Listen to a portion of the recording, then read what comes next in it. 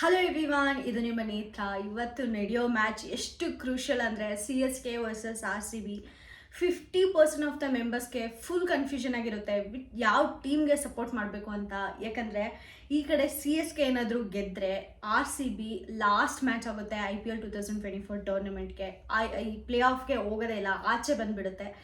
ಈ ಕಡೆ CSK ಏನಾದರೂ ಸೋತ್ರೆ ಧೋನಿ ಅವ್ರದ್ದು ಲಾಸ್ಟ್ ಮ್ಯಾಚ್ ಆಗುತ್ತೆ. ನಾಟ್ ಇನ್ ಜಸ್ಟ್ IPL 2024, ಅವರು ಫುಲ್ ಕ್ರಿಕೆಟಿಂದನೇ ಇದು ಲಾಸ್ಟ್ ಮ್ಯಾಚ್ ಆಗೋಗ್ಬಿಡುತ್ತೆ ಧೋನಿ ಅವರಿಗೆ. So most of the members ತುಂಬ ಕನ್ಫ್ಯೂಷನ್ ಆಗಿರ್ತಾರೆ. ಈ ಕಡೆ ಧೋನಿಗೆ ಸಪೋರ್ಟ್ ಮಾಡಬೇಕಾ, ಈ ಕಡೆ ಬಂದುಬಿಟ್ಟು RCB ಕಪ್ ಗೆಲ್ಲಿ ಅಂತ ಸಪೋರ್ಟ್ ಮಾಡಬೇಕಾ ಅಂತ.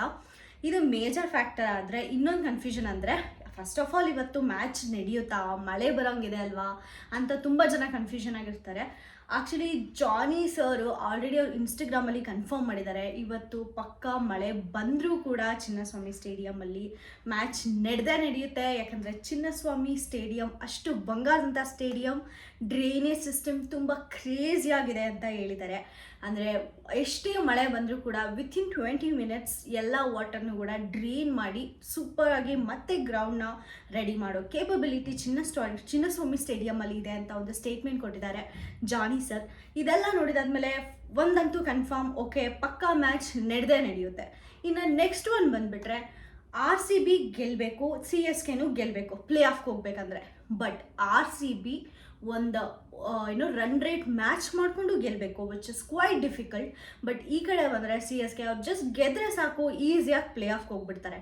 ಸೊ ವಿನ್ನಿಂಗ್ ರೇಸಲ್ಲಿ ಸ್ವಲ್ಪ ಡಿಫಿಕಲ್ಟ್ ಆಗೋದು RCBಗೆ ಅಂತೂ ತುಂಬ ಕಟ್ಟೆಟ್ಟ ಬುತ್ತಿ. ಅವ್ರು ಮಾಡಲೇಬೇಕು, ಹೊಡಿಲೇಬೇಕು, ಹೋಗಲೇಬೇಕು.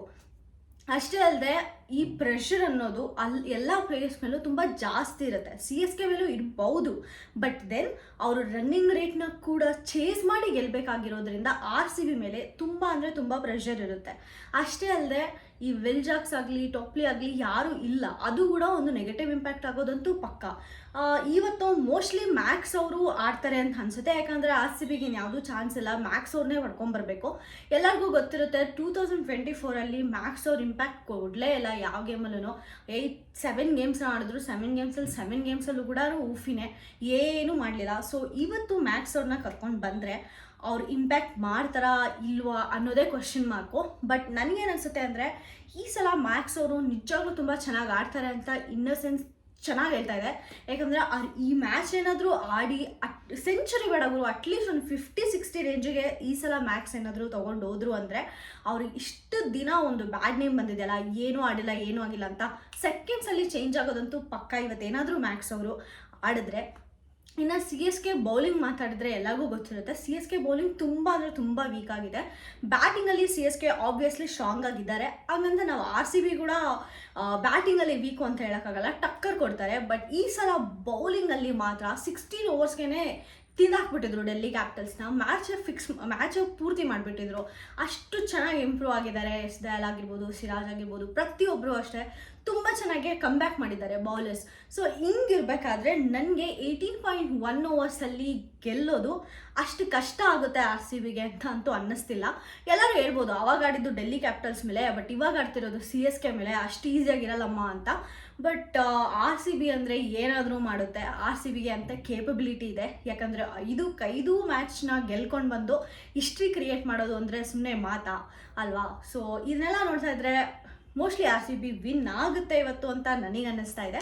ಮತ್ತು ಇನ್ನೊಂದು ರೂಮರ್ಸ್ ಏನು ಅಂದರೆ, ಧೋನಿ ಅವ್ರದ್ದು ಲಾಸ್ಟ್ ಮ್ಯಾಚ್ ಆಗೋದ್ರಿಂದ IPL ಕೆರಿಯರಲ್ಲಿ ಧೋನಿನ ಅಷ್ಟು ಈಸಿಯಾಗಿ ಸೋಲಿಸಿ ಕರ್ಸಲ್ಲ, ಮ್ಯಾಚ್ ಫಿಕ್ಸಿಂಗ್ ಆಗುತ್ತೆ, CSKನೇ ಗೆಲ್ಲೋದು.